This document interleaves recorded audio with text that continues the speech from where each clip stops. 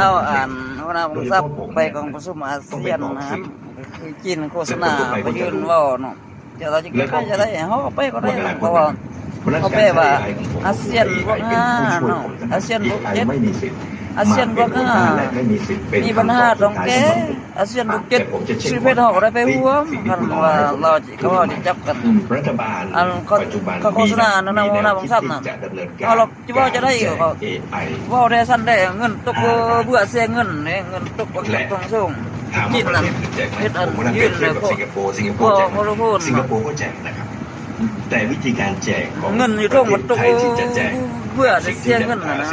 เอาต่างประเทศเนาะมันก็ไล่อะนะสิงคโปร์นี่เขาจะแจก